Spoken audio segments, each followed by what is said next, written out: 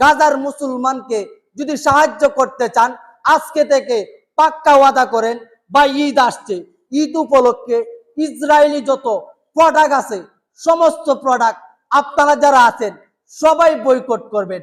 সারা পৃথিবীর সমস্ত উলামায়ে কেরামের একই বক্তৃতা যে আমরা কোকা কোলা কিনি, পেপসি কিনি, মেরান্ডা কিনি, আপনার কিনলে শ্যাম্পু, ডাব, আপনার বিভিন্ন ধরনের প্রোডাক্ট কিনি ইসরায়েলি পণ্য।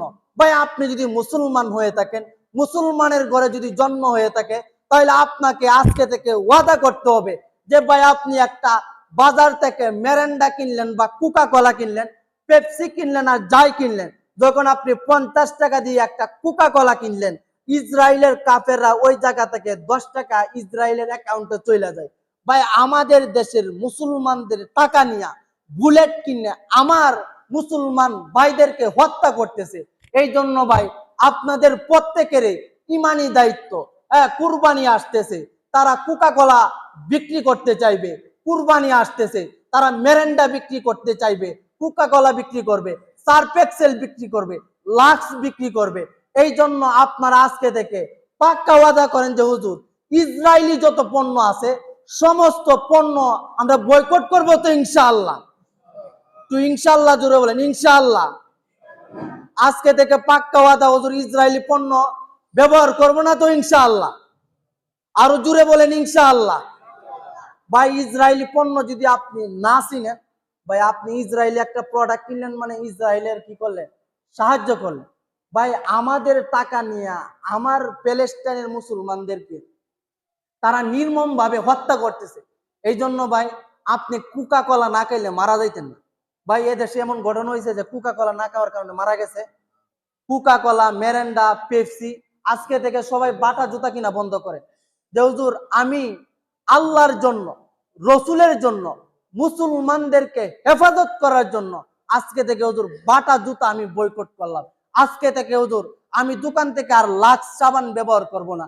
আজকে থেকে হুজুর আমি ডেটল সাবান ব্যবহার করব না। আজকে থেকে হুজুর আমি সার্ফ এক্সেল ব্যবহার করব না। আজকে থেকে হুজুর ডাব শ্যাম্পু ব্যবহার করব না। আজকে থেকে হুজুর কিনলে একটা পানি আছে, এই পানি আমি ব্যবহার করব না। আজকে থেকে ভ্যাসলিন আমি ব্যবহার করব না। পাক্কা ওয়াদা করা যায় না ভাই? আল্লাহর নিকট এতটুকু বলতে পারেন, আল্লাহ আমার অর্থ করেছিল না, সামর্থ্য ছিল না, কিন্তু আল্লাহ ইসরায়েলি কাফেরের বিরুদ্ধে ছিলাম আর প্যালেস্টাইনের মুসলমানদের পক্ষে ছিলাম। আল্লাহ আমি এতটুকু করছি। রাজি আছেন তো ভাই? ইনশাআল্লাহ। ইনশাআল্লাহ আল্লাহ তাআলা আমাকে আপনাকে কথাগুলির উপর আমল করার তৌফিক দান করে। সকলে বলে না আমিন। সামনে কি আসতেছে ভাই? কুরবানি আসতেছে। কুরবানি ভাই বছরে 5 দিন রোজা রাখা হারাম। ভাই কয় দিন রোজা রাখা হারাম ভাই? একটু জোরে বলেন, কয় দিন? আরো জোরে। 5 দিন রোজা রাখা হারাম। এটা হলো একটা সৃজনশীল প্রশ্ন। এক হইলো 2 ঈদের দিন রোজা রাখা হারাম, ঈদুল ফিতর, ঈদুল আজহা এবং কুরবানি ঈদের পরের 3 দিন। টোটাল এই 5 দিন কি রাখা ভাই? রোজা রাখা হারাম। অর্থাৎ 11, 12, 13 জিলহজ মাসের 11, 12, 13 আর জিলহজ মাসের 10 তারিখ, এই হলো 4 দিন। আর ছোট ঈদ এই হলো 5 দিন। 365 দিনের মধ্যে এই 5 দিন রোজা রাখা প্রত্যেক মুসলমানের জন্য হারাম। বুঝছেন ভাই? এই 5 দিন কেউ রোজা রাখবেন না। আর ভাই যারা কুরবানি করবেন তাদের জন্য প্রয়োজন হইল, যারা কুরবানি করবেন হাত পার মুখ কি করতে পারবেন না, ঈদের গরু পশু জবাই করার পরে কাটতে হবে। এর আগে কাটা কি করা ভাই? নিষেধ। না কাটা ভালো, কাটা যায় কিন্তু না কাটা ভালো। আর আমাদের জন্য প্রয়োজন হইল কুরবানি দিব ভাই আল্লাহর নিকট, বল আল্লাহ আমি কুরবানির পশু আনছি মাওলা, গোশত খাওয়ার জন্য না আল্লাহ, তোমাকে সন্তুষ্ট করার জন্য। আমাদের জাতির পিতা ইব্রাহিম আলাইহিস সালাম এর হুকুম বাস্তবায়ন করার জন্য, তোমাকে সন্তুষ্ট করার জন্য, আল্লাহ গোশত খাওয়ার জন্য রে মাওলা, আল্লাহ তোমাকে সন্তুষ্ট করার জন্য আল্লাহ আমি জবাই করতেছি। কুরবানির দোয়া আছে ভাই। কি আছে ভাই? না জোরে বলেন, কি আছে ভাই? কি আছে ভাই? ইন্নী ওয়াজ্জাহতু ওয়াজহিয়া লিল্লাযী ফাতারাস সামাওয়াতি ওয়াল আরদা হানিফা ওয়ামা আনা মিনাল মুশরিকিন ইন্না সলাতি ওয়া নুসুকি ওয়া মাহইয়ায়া ওয়া মামাতি লিল্লাহি রাব্বিল আলামিন বলা বিসমিল্লাহি আল্লাহু আকবার। বিসমিল্লাহি আল্লাহ, একটু জোরে বলেন বিসমিল্লাহি আল্লাহ। এইটা বললে কি করবেন ভাই? কুরবানি করবেন দোয়া ফয়ে। কারণ ভাই দেখেন, আপনি 1 লাখ টাকা দিয়ে একটা গরু কিনতেছেন, উচিত হইলো দোয়াটা ফয়ে কি দেওয়া, কুরবানি করা। হ্যাঁ, কাজে আল্লাহ তাআলা এই কথাগুলির উপর আমল করার তৌফিক দান। সকলে বলেন আমিন। সামনে ভাই কুরবানি আসতেছে, কুরবানি আসতেছে, আমাদের জন্য কিছু করণীয় আছে, আমাদের জন্য কিছু বর্জনীয় আছে। ভাই আমি আপনি দুনিয়ার সব জানি, কিন্তু কুরবানির কিছু মাসলা মাসাইল বিষয় আছে। ভাই আমি কুরবানির মাসলা মাসাইল সম্পর্কে কি জানি? আপনাদের প্রয়োজন হইল যে কুরবানি সংক্রান্ত জানে তাকে জিজ্ঞাসা করা।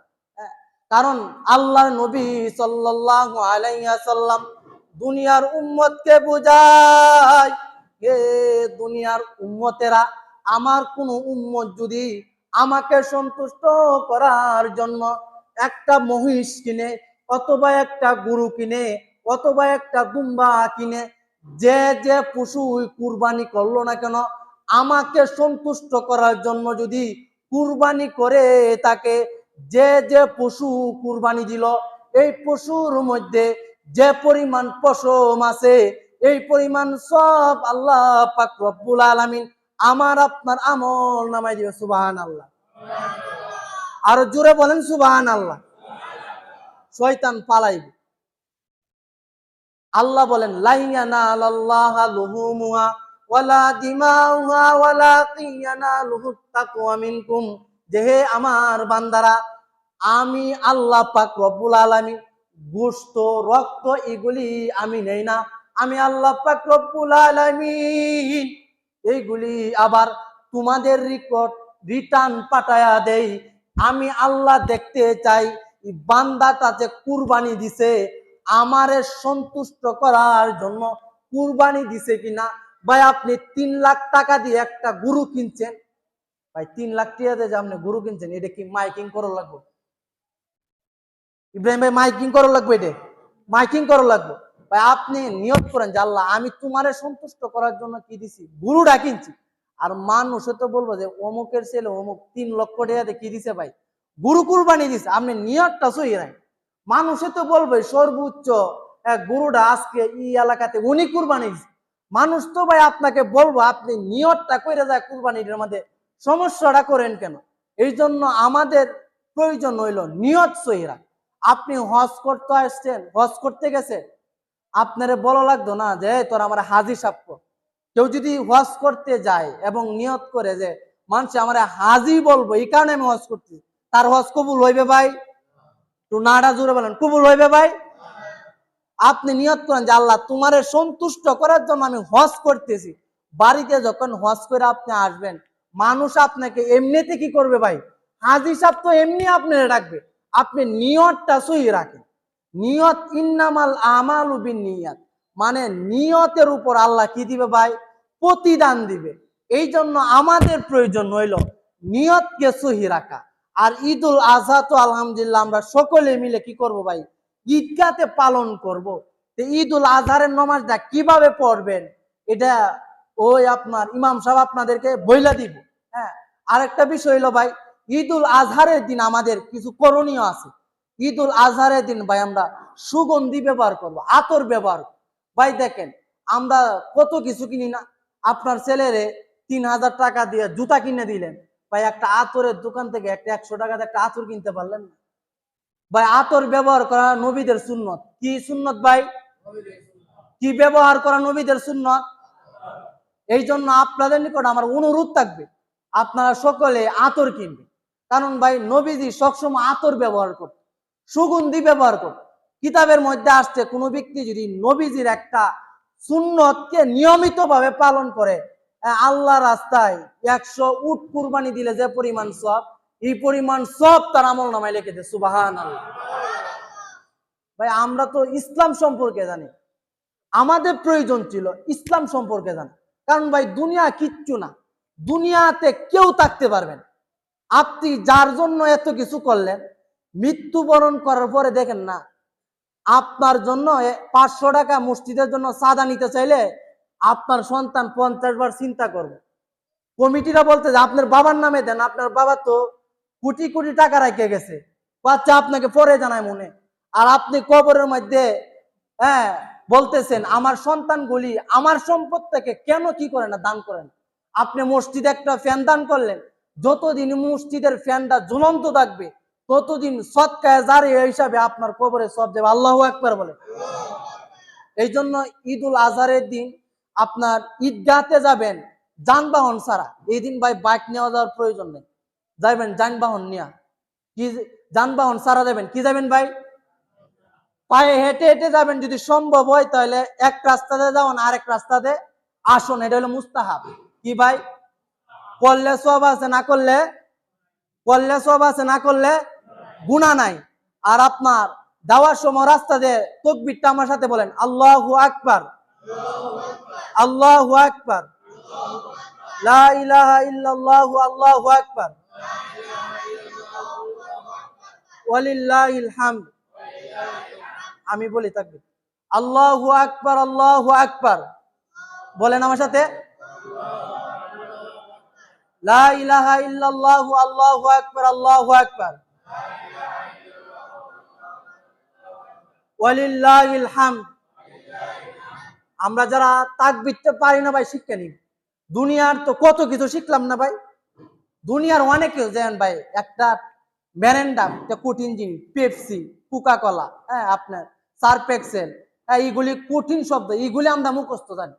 এই জন্য আপনাদের কোনো আবেদন থাকবো, সামনে কুরবানি আসতেছে, আপনাদেরকে বিভিন্ন অফার দিয়া ইসরায়েলি পণ্যগুলি আপনাদের নিকট কি করব, বিক্রি করতে চাইবো। এই জন্য আপনি মুসলমান হিসাবে প্যালেস্টাইনের মুসলমানদেরকে সাহায্য করার স্বার্থে ভাই আপনি দোকানে কাজ করেন, আপনার দোকানে কিছু লাভ কম হোক, তবু ভাই আপনি ইসরায়েলি পণ্য বয়কট করেন। আল্লাহর নিকট এতটুকু বলতে পারবেন যে আল্লাহ, আমার প্যালেস্টাইনের মুসলমানরা অত্যাচারী ছিল, নির্যাতিত ছিল, আল্লাহ আমি আল্লাহ প্যালেস্টাইনের মুসলমানদেরকে এইভাবে সাহায্য করছি এবং ইসরায়েলের কাফেরদেরকে এইভাবে প্রতিহত করছি যে ইসরায়েলি পণ্য বয়কট করছি এবং বয়কট করে আমার মুসলমান প্যালেস্টাইনের মুসলমানদেরকে সাহায্য করছি। কাজে আল্লাহ তাআলা আমাকে আপনাকে ইসরায়েলি সমস্ত পণ্য বয়কট করার তৌফিক দান করেন, সকলে বলেন আমিন। আর ভাই জিলহজ মাসের 9 তারিখ, কয় তারিখ ভাই? কয় তারিখ ভাই? জিলহজ মাসের 9 তারিখে ফজরের নামাজের পর থেকে নিয়ে জিলহজ মাসের 13 তারিখ আসরের আগ পর্যন্ত আল্লাহু আকবার, আল্লাহু আকবার, লা ইলাহা ইল্লাল্লাহু, আল্লাহু আকবার, আল্লাহু আকবার, ওয়ালিল্লাহিল হামদ। এটা প্রত্যেক সালাতের পরে পড়া। কি ভাই?